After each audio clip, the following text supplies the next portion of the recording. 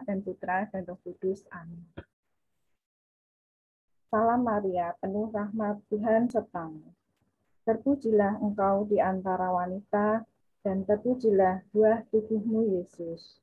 Santa Maria, Bunda Allah, doakanlah kami yang berdosa ini, sekarang dan waktu kami mati. Amin.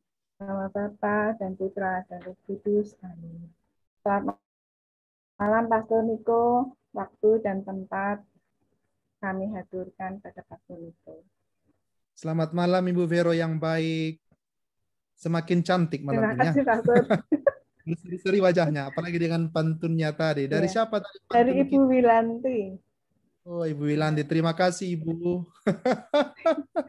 Murid yang baik mengikuti guru yang kurang baik.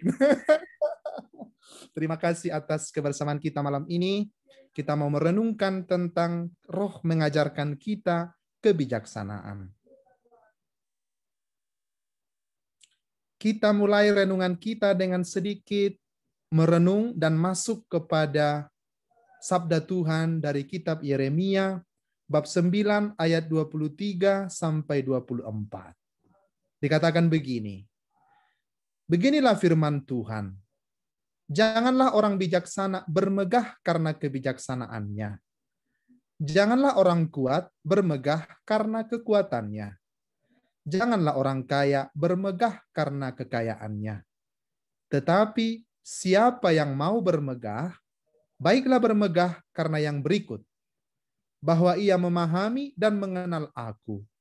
Bahwa akulah Tuhan yang menunjukkan kasih setia, keadilan dan kebenaran di bumi. Sungguh, semuanya itu kusukai. Demikianlah firman Tuhan. Kita lihat ayat berikut dari kitab kebijaksanaan yakni Amsal sendiri. Amsal itu masuk ke dalam kelompok kitab suci sastra kebijaksanaan. Dikatakan dalam Amsal bab 3 ayat 35, ada yang boleh membacakan? Dipersilahkan dengan senang hati.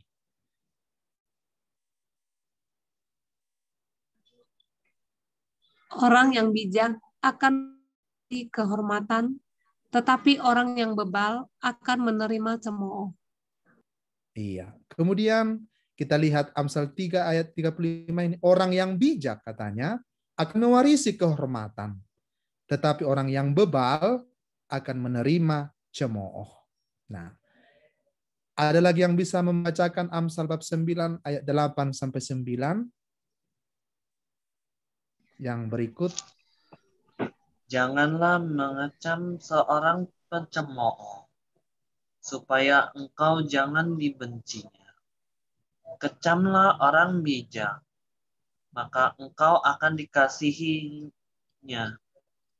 Berilah orang bijak nasihat, maka ia akan menjadi lebih bijak. Ajarilah orang benar, maka pengetahuan akan bertambah. Jadi sastra kebijaksanaan telah mengajarkan kepada kita tak perlu kita mengecam orang pencemooh katanya, karena kita akan dibenci. Tapi bila kita mengecam atau menasihati orang bijak, entah kata-kata kita misalnya juga agak tegas, atau mungkin juga mengandung unsur pendidikan, tetapi dengan kata-kata yang cukup tajam, bila dia orang bijak, kita tidak akan dibencinya. Kita tidak akan dijauhinya, tetapi kita justru akan dikasihi olehnya, karena kita mengingatkan dia. Kita memberikan penerang baginya.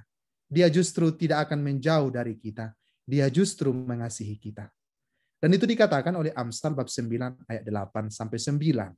Dan dia katakan, kalau kita memberikan nasihat kepada orang bijak, orang itu justru akan lebih bijak.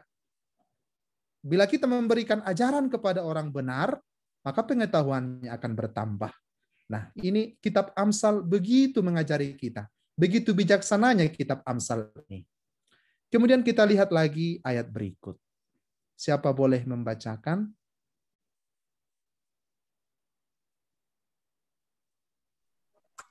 Jalan orang bodoh lurus dalam anggapannya sendiri, Tetapi siapa mendengarkan nasihat, ia bijak.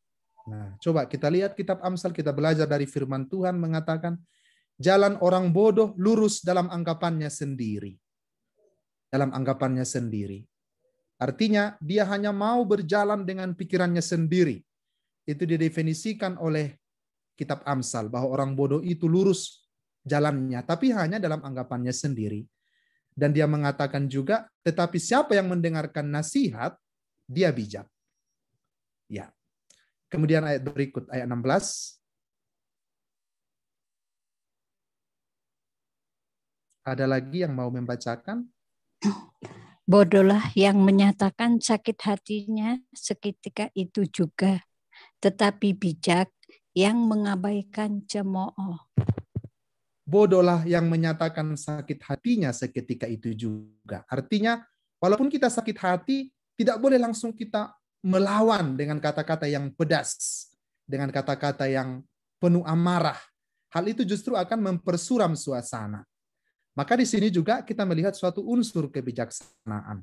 Amatlah bodoh bila kita langsung membalas kata-kata sakit hati yang ditujukan kepada kita. Tetapi bila kita bijak, kita akan merenungkan atau bahkan mengabaikan cemooh yang mungkin tidak sesuai dengan apa harapan kita dan perkembangan kepribadian kita. Luar biasa kitab Amsal mengajarkan kita banyak hal tentang kebijaksanaan. Tolong Paula, masih ada? Paula Lin, satu ayat lagi mungkin atau dua.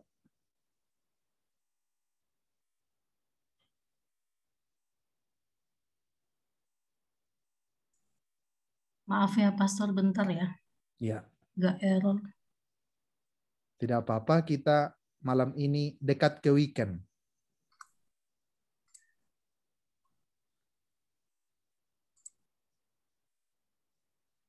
Sambil Paulalin melihat teks-teks kitab suci yang menjadi acuan kita untuk kitab, untuk mengajarkan kita kebijaksanaan, maka sekarang sudah muncul kembali dari Daniel bab 12 ayat 3. Ada yang boleh membacakan dengan senang hati? Dan orang-orang bijaksana akan bercahaya seperti cahaya cakrawala, dan yang telah menuntun banyak orang kepada kebenaran, seperti bintang-bintang, tetap untuk selama-lamanya. Nah, kitab Daniel mengatakan, orang-orang bijaksana akan bercahaya seperti cahaya cakrawala. Dan yang telah menuntun banyak orang kepada kebenaran seperti bintang-bintang, tetap untuk selama-lamanya. Jadi orang-orang bijak itu akan bercahaya seperti cakrawala. Dan yang menuntun orang-orang ke jalan kebijaksanaan dan kebenaran tetap akan bercahaya seperti bintang-bintang untuk selama-lamanya. Maka bila kita memberikan nasihat bijaksana, nasihat kasih kepada saudara-saudari kita, yakinlah bintang kita akan bercahaya seperti cahaya-cahaya di cakrawala. Nah, sekarang kita lihat kitab Hosea bab 14 ayat 9.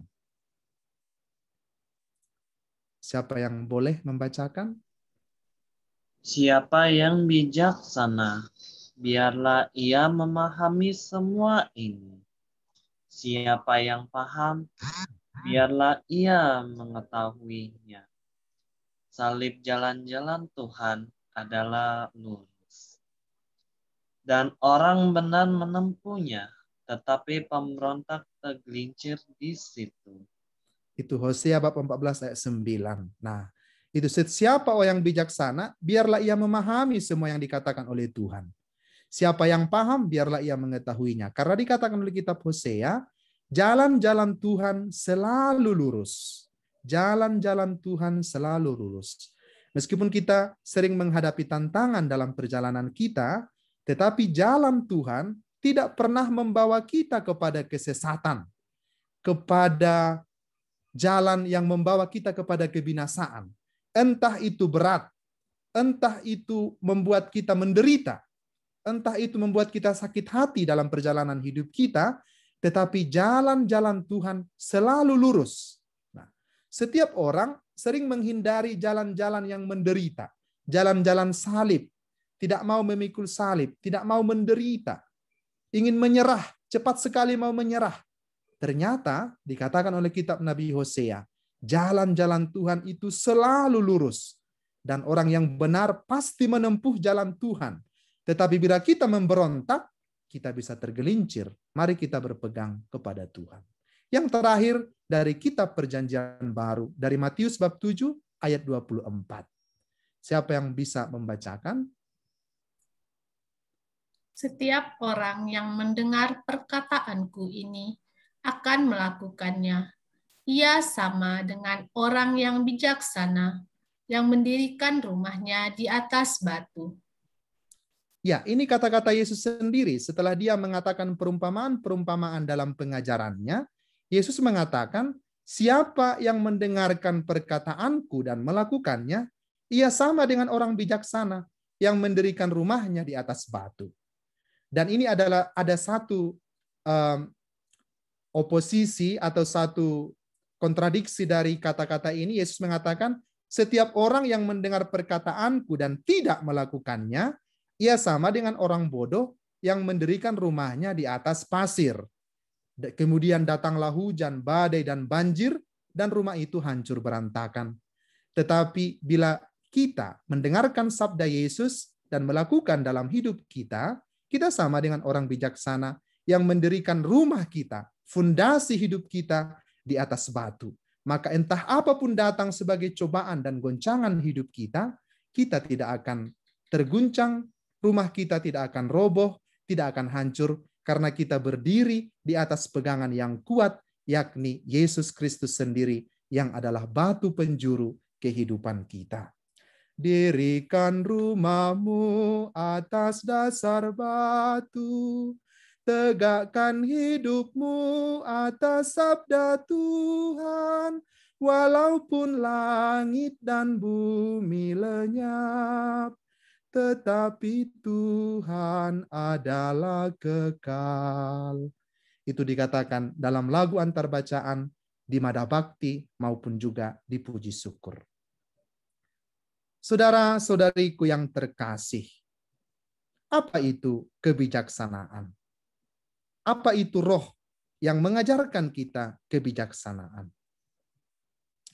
Kebijaksanaan dalam bahasa lain disebut hikmat, atau dalam bahasa Inggris disebut wisdom.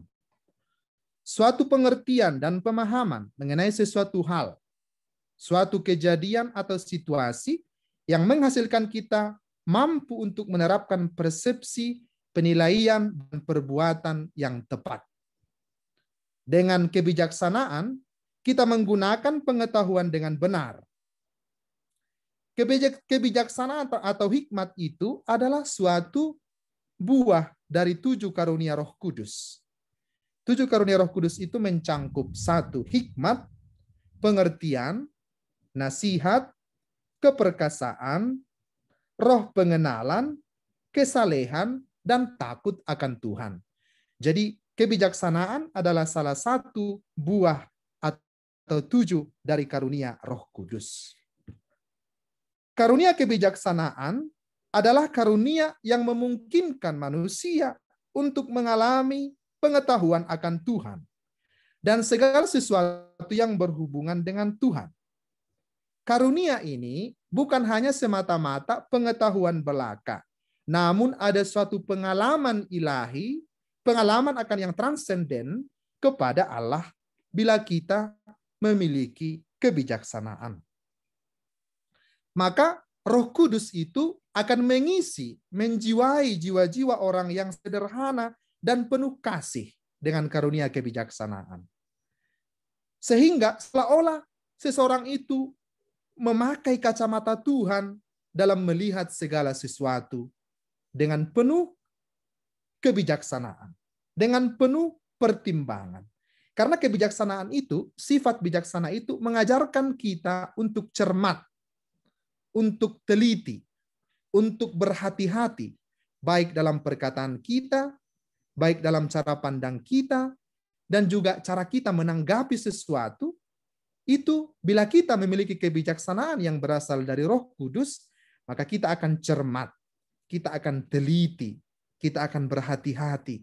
Kita tidak menjadi gegabah dalam melakukan atau memutuskan sesuatu. Dengan demikian, manusia yang mempunyai kebijaksanaan seolah-olah dia memakai kacamata yang ilahi. Maka mereka dapat menimbang segala sesuatunya dengan tepat, dengan perspektif yang baik, yang tidak berat sebelah, yang objektif, yang membuat perspektif yang lurus, yang membuat mereka juga bila mengatakan sesuatu, entah itu nasihat, entah itu keputusan, segala sesuatu bisa dipertanggungjawabkan dan tidak membuat sesuatu itu menjadi berat sebelah. Dia objektif melihat, dia cermat, dan mengatakan segala sesuatu dengan penuh pertimbangan. Karunia kebijaksanaan dapat mencerminkan kemuliaan Tuhan, mencerminkan Kristus sendiri, mencerminkan Kristus sendiri di dalam hidup kita. Karena Kristus adalah kebijaksanaan yang sejati. Yesuslah guru dan kebijaksanaan yang sejati. Bila kita mencerminkan Kristus lewat kebijaksanaan itu, seperti dikatakan kata-kata Santo Paulus, kita menampakkan kebijaksanaan dengan mencerminkan Kristus dalam hidup kita. 1 Korintus bab 3 ayat 8. Ada yang boleh membacakan? 1 Korintus bab 3 ayat 8. Sekali lagi, 1 Korintus bab 3 ayat 8.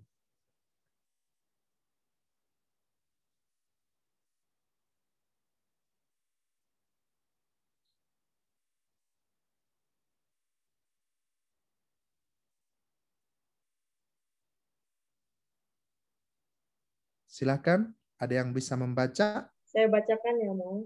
Silakan. Bagi yang menanam maupun yang menyiram adalah sama, dan masing-masing akan menerima upahnya sesuai dengan pekerjaannya sendiri. Karena kami 1 Korintus bab 3 ayat 8. Iya. Bab 3 ayat 8. Ya. Yang tadi kan, Mo, baik yang menanam maupun yang menyiram adalah sama. Ya, 1 Korintus bab 3 ayat 8. Itukah isinya? Iya. Oke.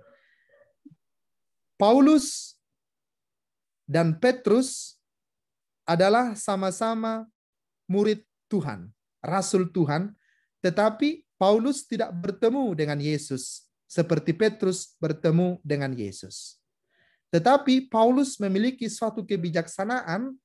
Dia tidak mau menggerogoti apa yang telah dimulai oleh Petrus dalam diri jemaat-jemaat itu. Dia mengatakan, walaupun si A yang menabur, si B yang menyiram, tetapi Allah yang selalu menumbuhkan, Allah yang memberikan roh pertumbuhan. Jadi kebijaksanaan itu juga mampu membuat kita melihat segala sesuatu dengan berimbang. Artinya kita tidak membuat satu berat sebelah dan mengatakan jasa-jasa kita. Saya yang paling berjasa di dalam keluarga ini.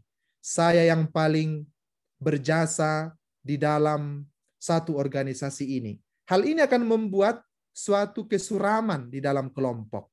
Karena masing-masing akhirnya melihat egoisme pribadi. Tidak lagi mengandalkan dan melihat pertumbuhan yang diberikan oleh Tuhan. Maka kebijaksanaan itu membuat kita juga mampu melihat segala sesuatu dengan kacamata Kristus. Maka guru yang paling bijaksana dan guru kebijaksanaan dan yang adalah kebijaksanaan itu adalah Kristus sendiri. Kita ingat bagaimana waktu seorang wanita yang dituduh oleh orang-orang Yahudi berbuat zina dan dihadapkan kepada Yesus, orang-orang itu berkata kepada Yesus, kami melihat perempuan ini berzina. Dalam hukum Taurat Musa, orang ini harus dirajam sampai mati. Kita melihat bagaimana Kristus sebagai guru yang bijaksana, dengan tenang dan diam, dia mulai menulis ke tanah. Dia mengatakan, barang siapa dari kamu tidak berdosa, dia harus pertama sekali melemparkan batu kepada perempuan itu. Kita lihat bagaimana bijaksananya jawaban Yesus. Guru yang bijaksana. Dia mau menyelamatkan semua orang. Tak satu pun boleh binasa bagi Yesus. Karena hatinya yang penuh bijaksana mau menyelamatkan semua orang.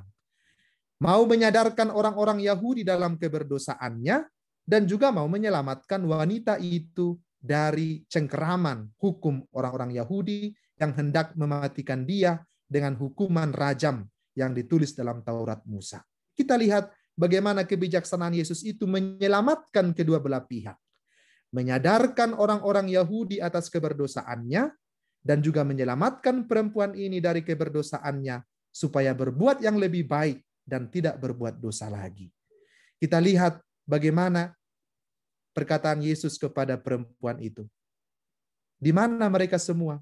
Adakah mereka yang menghukum engkau? Dan perempuan itu menjawab, tidak ada Tuhan. Yesus mengatakan, aku pun tidak menghukum engkau. Pergilah dan jangan berbuat dosa lagi. Kita lihat bagaimananya bijaksananya Yesus dalam menghadapi situasi-situasi yang seperti ini. Kepada Yesus sering sekali dihadapkan pertanyaan-pertanyaan yang sering menjebak dia. Tetapi Yesus dapat menyelamatkan, dapat membawa kebijaksanaan yang dari Allah untuk menjawab semua orang yang datang kepadanya. Pada saat Yesus dihadapkan dengan pertanyaan, orang-orang Yahudi berkata, apakah kami boleh membayar pajak kepada kaisar atau tidak? Lalu Yesus mengatakan, gambar dan tulisan siapakah yang ada di situ pada uangmu itu? Kemudian mereka menjawab, gambar dan tulisan kaisar. Kemudian Yesus katakan, berikanlah kepada kaisar apa yang menjadi hak kaisar, dan kepada Allah apa yang menjadi hak Allah. Luar biasa. Kristus selalu memberikan kebijaksanaan yang membawa kita kepada pemahaman akan cinta kepada Tuhan dan cinta kepada sesama kita tanpa menunjukkan keegoisan. Kristus mau menyelamatkan siapapun dengan kebijaksanaannya. Maka bila kita mau dekat dengan Roh Tuhan, dekat dengan Yesus, Yesus pasti akan menganugerahkan kebijaksanaan itu kepada kita. Bapak, Ibu, saudara-saudariku yang terkasih, zaman ini, zaman modern ini, di era informasi yang begitu berkembang ini, kita sangat membutuhkan kebijaksanaan, membutuhkan discernment untuk mampu memilah-milah mana yang terbaik, mana yang baik, mana yang kurang baik, mana prioritas, mana yang bisa dinomorduakan, dan mana yang bisa ditunda. Kebijaksanaan itu mengajarkan kita demikian. Don't wait until tomorrow what you can do today, but don't do today what you should do tomorrow. Artinya, kebijaksanaan ini mengajarkan kepada kita banyak hal, dan itu adalah buah dari Roh Kudus, 7 karunia Roh Kudus. Saudara-saudariku yang terkasih, Santo Yosef yang kita kenangkan, yang kita cintai dalam tahun ini, dan secara khusus di dalam masa Triduum ini. Santo Yosef juga telah mengajarkan kebijaksanaan yang luar biasa kepada kita. Dia tidak mau bertindak sendiri pada saat dia mau melakukan sesuatu. Dia merenungkannya dulu. Oleh sebab itu terbawa ke dalam mimpinya. Dan di dalam mimpi itu dia mendengarkan apa kata Tuhan kepadanya. Apa kata malaikat kepadanya. Setelah dia mendengarkan sabda Tuhan itu, di dalam kesendiriannya, di dalam mimpinya, di dalam doanya, dia melakukan apa yang diinginkan Tuhan daripadanya. Dia mengatakan, Santo Yosef, jangan menceraikan istrimu itu, Maria itu, sebab anak yang di dalam kandungannya itu adalah dari Roh Kudus. Yosef dengan begitu taat, dengan begitu bijaksananya, dia mau mengikuti kehendak Tuhan. Dia tidak mau menceraikan Maria, tetapi mendampinginya. Kemudian pada saat Herodes mau membunuh anak-anak umur 2 tahun ke bawah, Santo Yosef mendengarkan bisikan dari Tuhan juga. Di dalam hatinya, Yosef, bawalah pergi anak itu ke Mesir. Yosef taat kepada Allah. Dia membawa Yesus dan Maria itu mengungsi ke Mesir. Kita lihat betapa taatnya Santo Yosef akan sentuhan Tuhan, akan sapaan Tuhan di dalam hidupnya. Saudara-saudariku yang terkasih, Bapak Ibu yang terkasih dalam keluarga LPF, mari kita mendengarkan bisikan Tuhan di hati kita, sehingga kita menjadi bijaksana, seperti Santo Yosef. Tidak mengandalkan terlebih dahulu rasio kita, pikiran kita, yang sering berat sebelah, yang sering tidak objektif menilai orang lain, sering karena kepentingan pribadi kita.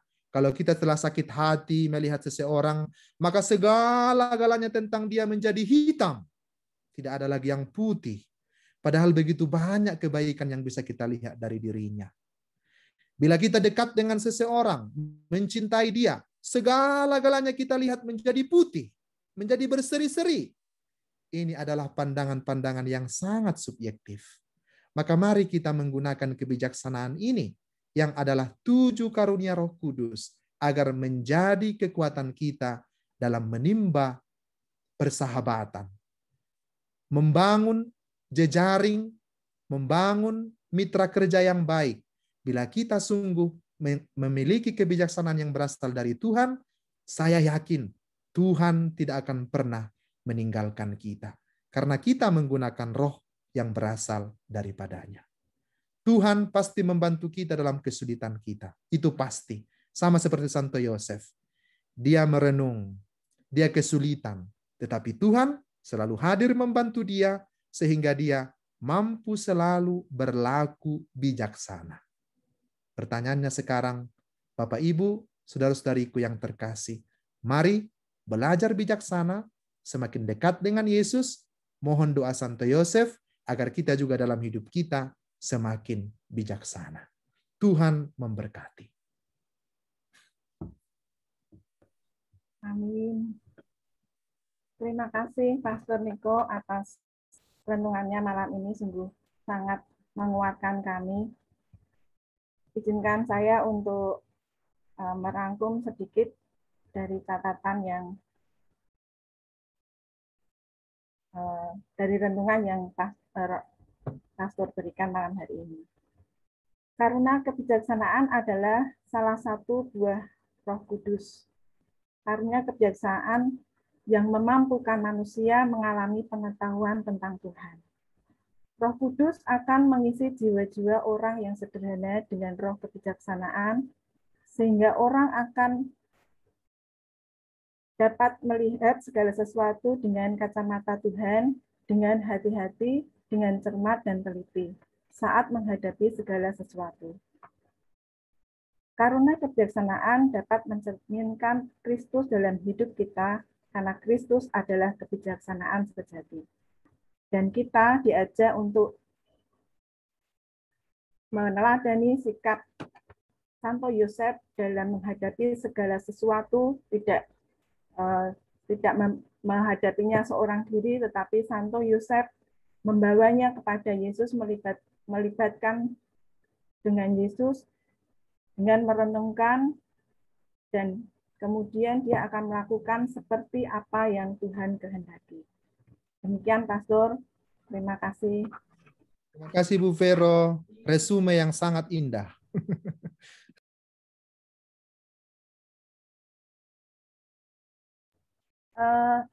Untuk selanjutnya kami persilahkan Ibu Cynthia untuk memberikan sharingnya kepada kami semua. Waktu dan tempat kami persilahkan Ibu Cynthia.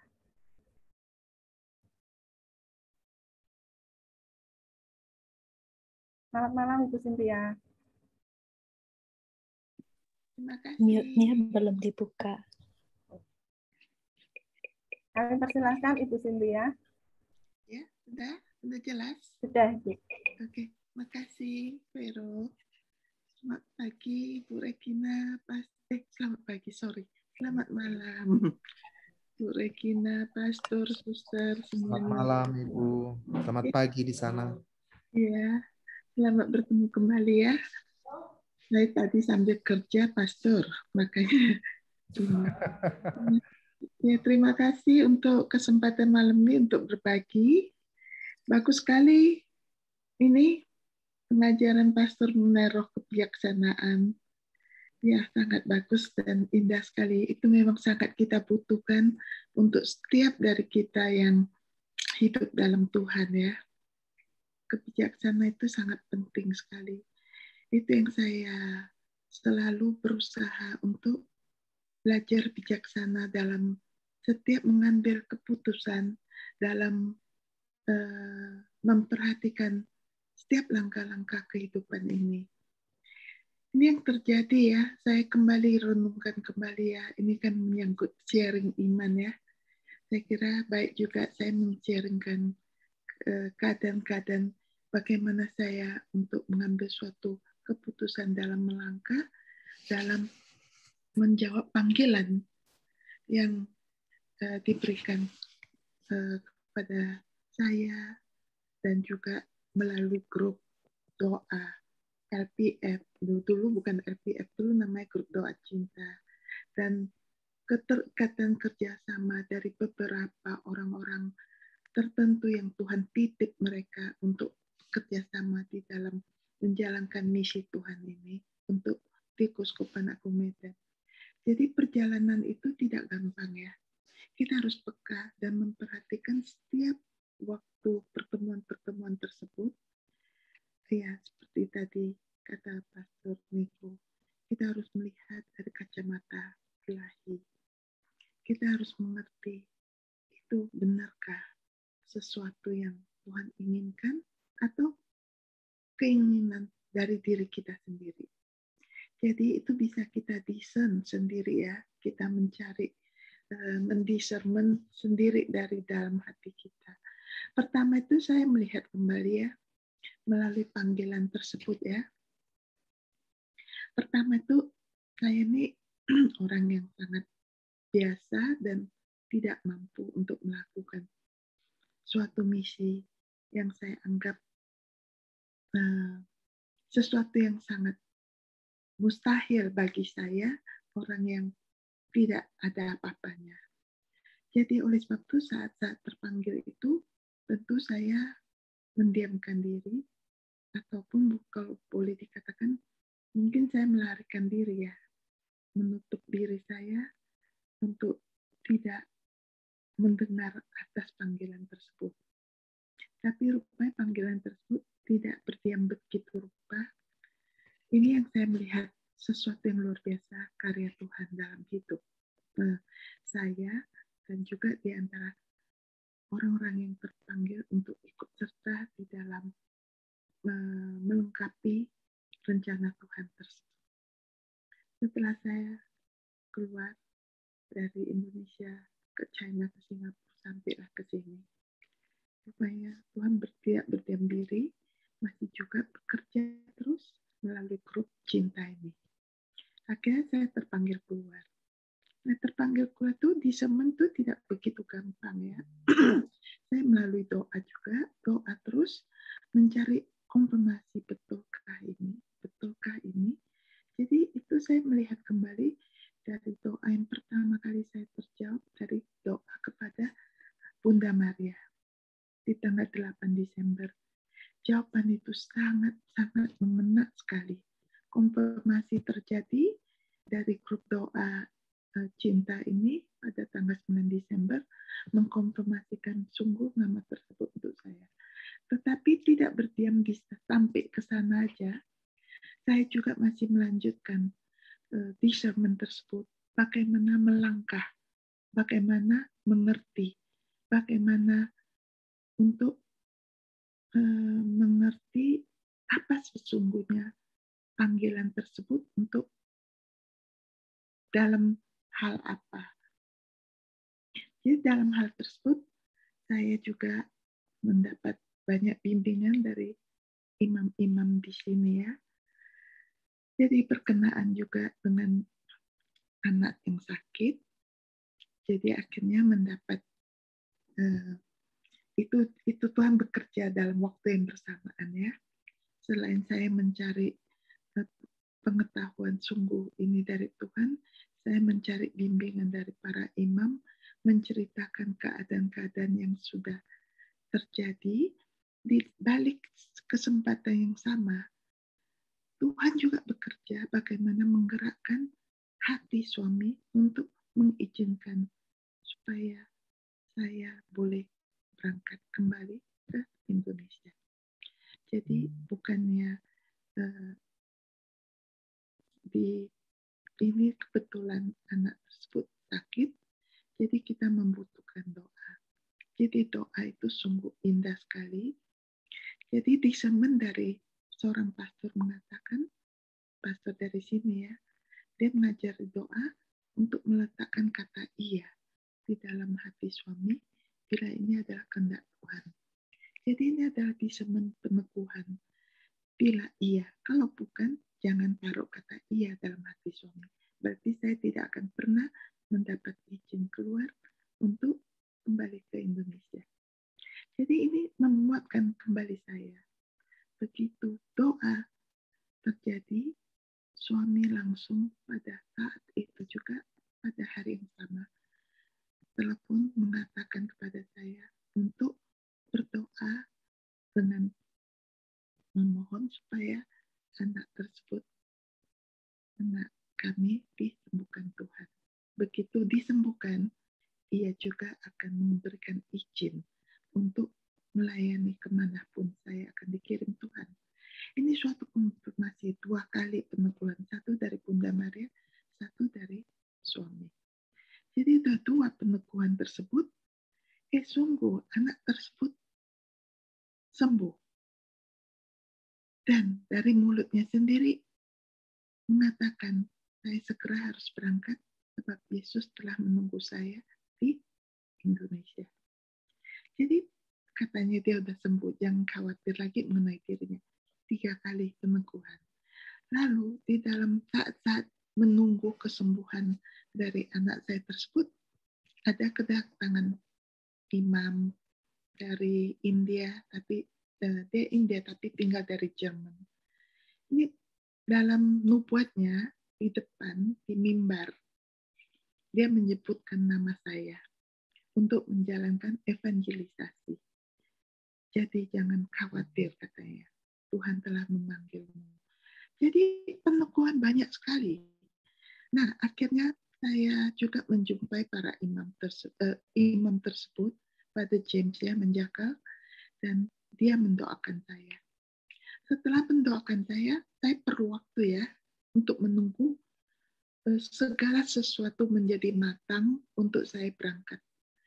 Itu saya memperhatikan 1 tahun kemudian. Jelas sekali. Awal pertemuan dengan Pastor Menjakal, itu dia mendoakan saya. Bila ini sungguh Tuhan punya misi, maka ia mendoakan saya. Nah disitulah saya merasakan diberi kekuatan yang sungguh. Dan di situ pastor ini mempunyai stigmata ya. Jadi saya melihat kekuatan doa sungguh sangat luar biasa. Setahun kemudian saya kembali kepada dia karena dia berkunjung kembali ke sini dan memberikan retreat ya. Sehingga waktu saya menjumpai dia, saya mengatakan saya ini akan segera berangkat ke Indonesia. Terima kasih atas doanya. Lalu dia mendoakan saya lagi. Doanya lama sekali. Dan setelah itu dia memberikan pelukan kepada saya. Dan dia bilang dia akan tetap mendoakan saya. Di situ bunga wangi, bunga mawar. Sudah saya nggak bisa bayangkan lagi, begitu indahnya ada di sekitar saya. Jadi itu konfirmasi yang saya terima. Itu adalah sesuatu, bayangkan ya, sebuah panggilan. Tidak mudah untuk kita mengatakan. Kalau seperti Santo Joseph tidak berbicara banyak, lalu percaya, lalu menjalankan semua melalui mimpi-mimpi yang terima. Itu Santo Yosef. Tapi ini saya adalah manusia yang sedang belajar dan mencari kebenaran apakah sungguh ini. Karena saya selalu merasakan diri saya ini tidak pantas. Dan merasa, kenapa saya? Lalu saya bertanya begitu. Andaikan saya mempunyai iman seperti Bunda Maria, langsung menjawab, ya terjadi Saya ini hanya manusia biasa yang masih jauh dari kekurangan. Dan juga manusia berdosa ya. Sehingga ketidaktahuan itu membuat saya untuk selalu berdoa dan mencari bimbingan. Tapi ya terima kasih kepada Tuhan yang membimbing saya melalui kuasa Roh Kudus ya, sehingga saya mendapatkan banyak sekali bimbingan yang tidak putus-putusnya. Sudah dari Father Bill untuk anak saya, kemudian Father James Manjaka, kemudian yang saya pribadi dari Father apa tuh yang ini pada Serapim Mikelenko dan pada Kas. Itu mereka dari National Shrine di Stockbridge.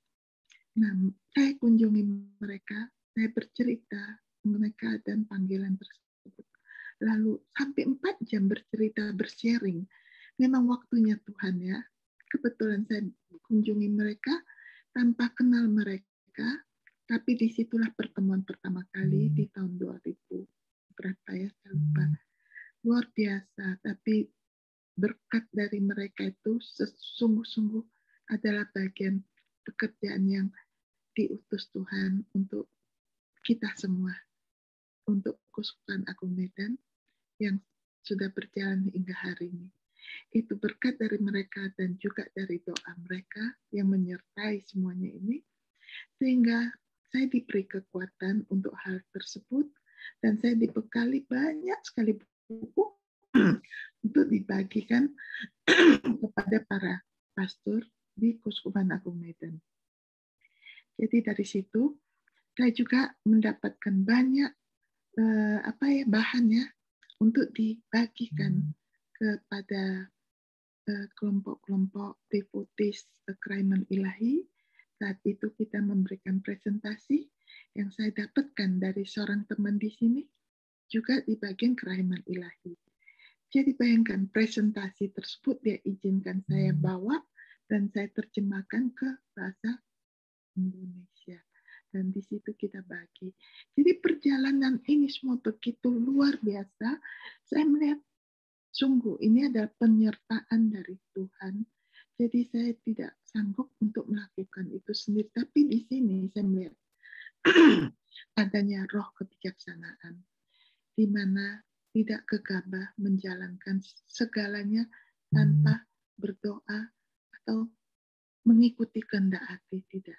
Saya sangat peka pada pekerjaan atas bimbingan Roh Kudus, di mana saya harus bekerja, di mana saya harus berdiam diri, di mana saya harus sungguh-sungguh menunggu dengan sabar. Semuanya itu saya peka sekali untuk melihat ini kehendak dari rencana Tuhan tersebut. Oleh sebab itu, saat menunggu waktu berlalu, tidak secepat itu kita bekerja bertahun-tahun ya untuk pekerjaan ini. Jadi di dalam perjalanan itu ya, ingat gak waktu saya mengatakan kemarin kita adakan Jericho Walk, pertemuan dengan seorang teman yang mengatakan bahwa ada tanah di Kabanjahi. Teman tersebut adalah teman yang jarang-jarangnya saya bertemu. Sekali ketemu, berita itu diberikan. Setelah selesai, teman tersebut tidak pernah saya temui lagi hingga hari ini. Itu sesuatu yang luar biasa. Messenger, sepertinya Tuhan utus mereka untuk kepada saya untuk memberitahu. Lalu mengenai pengetahuan mengenai Jericho Walk juga adalah teman yang di Singapura, juga Tuhan utus dia kepada saya di saat dibutuhkan. Itu sungguh karunia kerjaan yang luar biasa yang Tuhan berikan, yang kita manusia tidak bisa berpikir sampai begitu detail ya. Jadi teman tersebut memberitahu tugas-tugas yang harus kita lakukan untuk Jericho Walk, puasa, dan siapkan diri. Nah, setelah itu dia ikut kami hadir ke Indonesia dan ikut mengadakan Jericho Walk.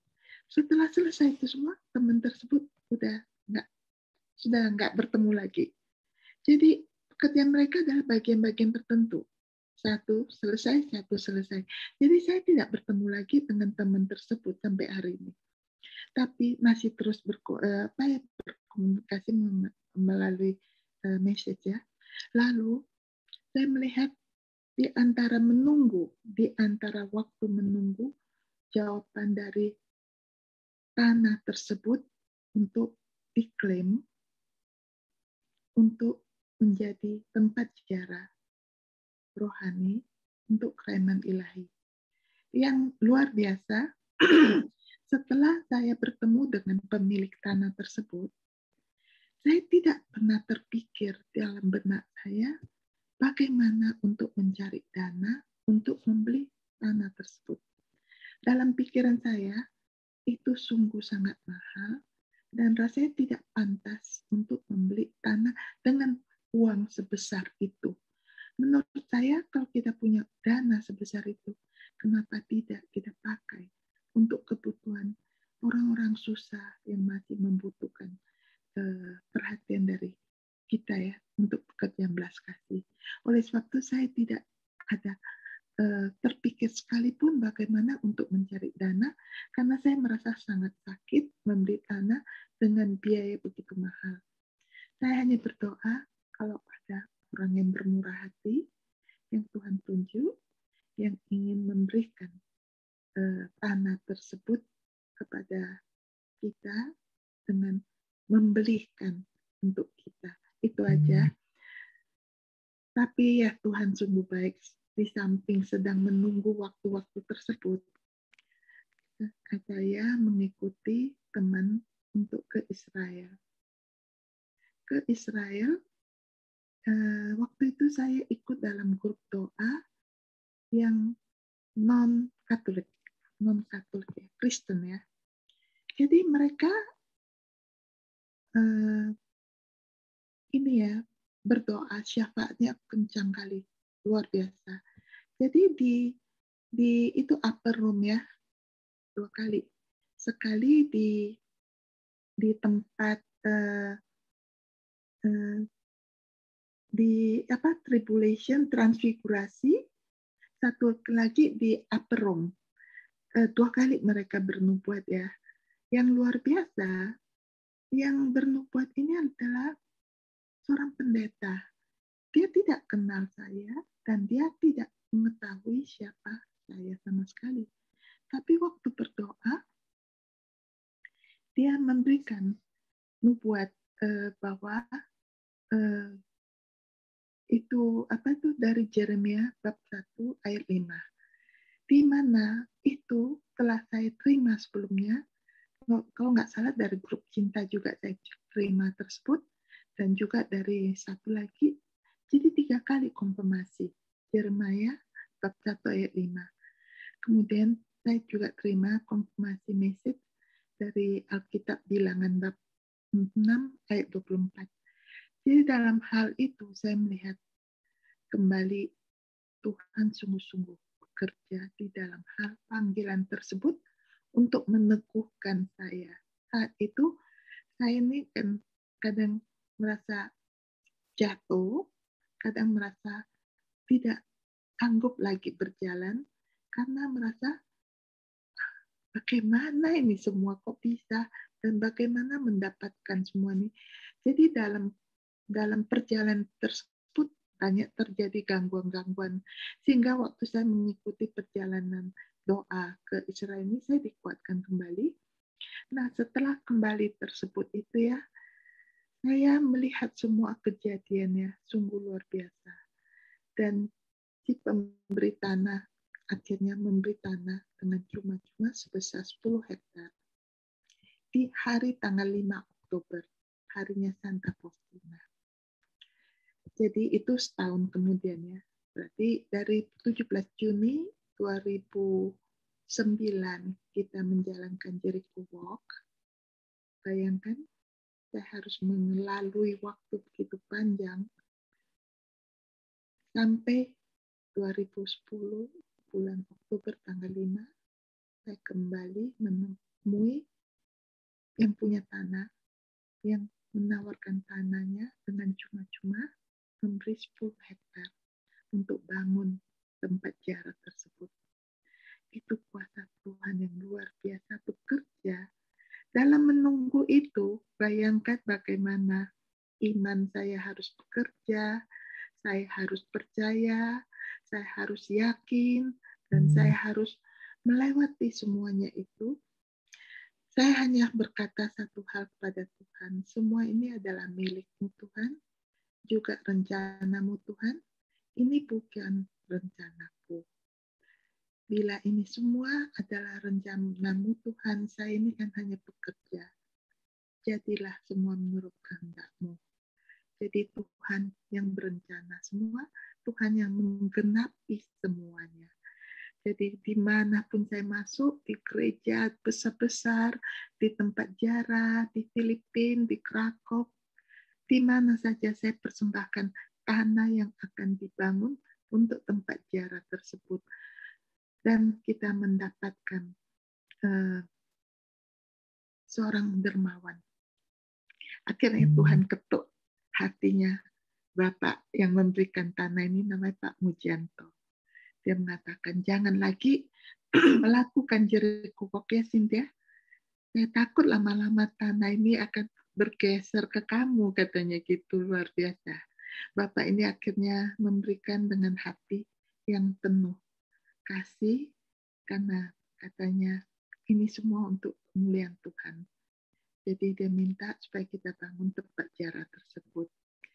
Jadi inilah, dan saya ingin mengatakan, dalam panggilan tersebut ya, api dalam hati yang berkobar itu, walaupun kita terdiam sesaat, tidak berbuat apa-apa, sambil menunggu waktu ya, api tersebut saya perhatikan tidak pernah bisa padam.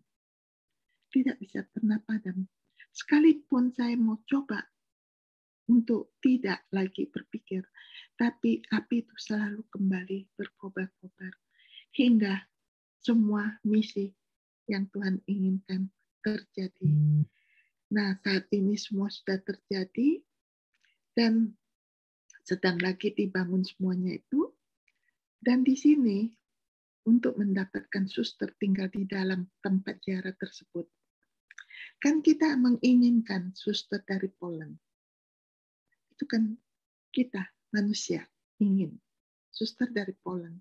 Tetapi di situ saya berdoa terus. Berdoa, mohon Tuhan berikan kebijaksanaan.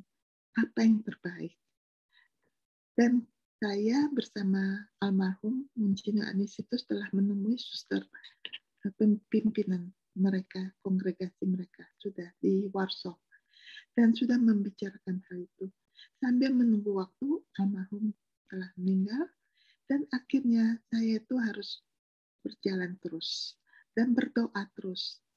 Tuhan memang sungguh-sungguh luar biasa baiknya.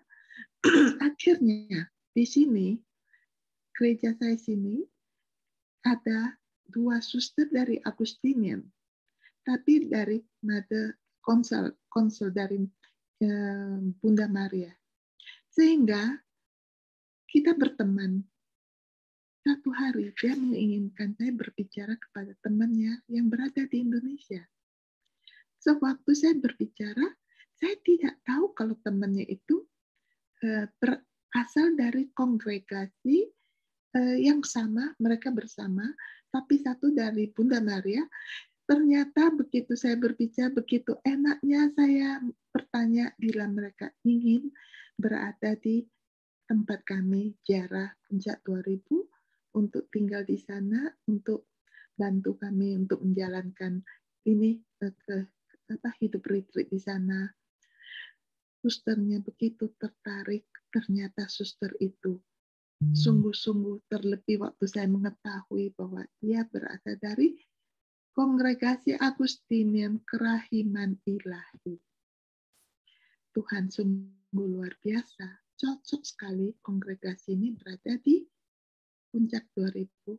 Sehingga saat itu, suster berdoa, bertanya, bila ini kehendak Tuhan, mereka juga ingin menerima tawaran tersebut. Jadi itu sedang di dalam proses. Jadi mohon doa bersama supaya ini terjadi bila ini sungguh adalah kehendak dari Tuhan untuk suster berada di tempat ziarah tersebut. Lalu saya menulis surat kepada suster yang di Poland mengatakan, saya lagi berpikir sebaiknya suster dari kongregasi Agustinian Kraiman Ilahi yang akan menetap di tempat ziarah, tapi suster dari Poland ini yang akan kami undang setahun 2 kali untuk berada di tempat ziarah tersebut untuk 2 bulan. Sehingga mereka bisa memberikan formation, memberikan retreat, memberikan pengajaran kepada kita semua untuk devotan Kraiman Ilahi. Saya baru kemarin menerima jawabannya. Mereka siap untuk tawaran tersebut. Semua untuk kemuliaan Tuhan. Saya sangat bersuka cita karena akhirnya kita menjadi satu link kepada Santa Faustina di Poland. Menjadi satu wadah di bawah mereka, di bawah pengajaran mereka langsung yang sudah dijawab oleh Mother Superior mereka, Petra. Tuhan sungguh luar biasa menemukan, mensatukan kita kepada kongregasi di mana Santa Faustina berasal, yaitu kongregasi Our Lady of Mercy, artinya Bunda berbelas kasih. Inilah kebijaksanaan yang Tuhan berikan kepada kita untuk kita pakai. Itu semua ada dalam diri kita semua. Saya kira untuk malam ini kita belajar untuk berdoa lebih banyak sehingga kita bisa semua menjalankan Pentakosta dengan buah-buah Roh Kudus yang akan kita terima dengan baik. Terima kasih untuk malam ini. Saya kembalikan kepada Ibu Vero. Terima kasih Ibu Cynthia, sungguh luar biasa. Saya banyak belajar dari Ibu Cynthia malam hari ini. Kalau Tuhan sudah memilih kita sebagai alatnya seperti Ibu Cynthia, kita tidak bisa mengelak meskipun ada masalah dalam hidup kita, seperti ujian terhadap anak kita. Ketika kita menyerahkan segala persoalan itu pada Tuhan, Tuhan akan membantu kita membuka jalan dan semakin memampukan kita seperti Ibu Cynthia. Sungguh luar biasa Ibu Cynthia, tetap selalu semangat meskipun banyak cobaan-cobaan dalam menjalankan pekerjaan Tuhan. Terima kasih Ibu Cynthia. Terima kasih Vero, kita harus setia. Iya. Setia dalam panggilan ya. Oke. Selamat malam Pastor Niko, sebelum kita tutup doa malam hari ini, sebelum ditutup doa penutup, kami mohon Pastor berkenan untuk mendoakan para sahabat-sahabat kita yang sakit, yang tadi nama-namanya sudah diwujudkan di awal sebelum kita mulai berdoa. Kami mohon Pastor berkenan untuk mendoakan saudara-saudara kita yang sakit. Sebelum mengakhiri dengan menutup doa penutup dan memberikan kami berkat. Terima kasih Pastor. Terima kasih untuk Ibu Vero dan Ibu Cynthia atas sharingnya malam ini. Wajah kita semua berseri-seri ya. Saya lihat wajah Ibu Cynthia juga sangat berseri-seri malam ini. Gembira sekali, nampak auranya ya. Kita mohon rahmat, kesetiaan dan kebijaksanaan dari Tuhan untuk terus membimbing kita dalam panggilan hidup kita. Kita berdoa untuk pertama-tama kita mari mendoakan saudara-saudara kita yang sedang sakit, baik sakit fisik maupun juga mungkin ada permasalahan-permasalahan hidup, dan secara khusus mereka yang sakit kanker, kita berdoa semoga Santo Peregrinus mendoakan mereka, membawa mereka kepada Allah Bapa kita. Mari kita berdoa dalam nama Bapa dan Putra dan Roh Kudus. Amin. Allah yang Maha Kuasa, Maha Baik, dan Maha Luhur, Engkau senantiasa memberikan kami rahmat, agar kami mampu menjalani kehidupan ini dengan tekun dan setia. Kami berdoa ya Tuhan bagi saudara-saudari kami yang sedang sakit, Secara khusus mereka yang sakit kanker, kami mohon ya Tuhan, jamahlah penyakit mereka, agar mereka mampu sembuh dari penyakit mereka. Santo Peregrinus yang senantiasa memperhatikan, mendoakan orang-orang yang sakit, semoga dengan doa perantaraanmu, mereka semua memperoleh kesembuhan. Berkati kami malam ini ya Tuhan, dalam seluruh kegiatan dan aktivitas kami, maupun dalam istirahat kami. Lindungi kami, jauhkan kami dari segala mara bahaya. Semoga rahmat kebijaksanaan yang berasal daripadamu tetap menjiwai kami, agar kami semakin setia kepadamu. Tuhan, kami serahkan hidup kami kepadamu, anak-anak kami, keluarga kami, perjuangan hidup kami. Secara khusus ya Tuhan, kami berdoa bagi pembangunan Puncak 2000 yang ada di Kabanjahe. Semoga semua orang yang bahu-membahu untuk menyelesaikan segalanya dan segala perencanaan yang baik, Engkau berkati agar menjadi kebahagiaan bagi seluruh umat-Mu di Keuskupan dan di Indonesia, dan juga bagi kami semua yang terpanggil untuk melayani Engkau. Tuhan berkati kami malam ini, dalam berkat-Mu kami akan merasakan damai dan ketenteraman. Semoga Tuhan memberkati engkau, mengarahkan pandangannya kepadamu, mengasihani engkau, dan memberikan engkau damai sejahtera. Secara khusus engkau orang-orang yang sakit dijamah oleh Yesus yang Maha Rahim dan Maha Baik. Dalam nama Bapa dan Putra dan Roh Kudus. Amin.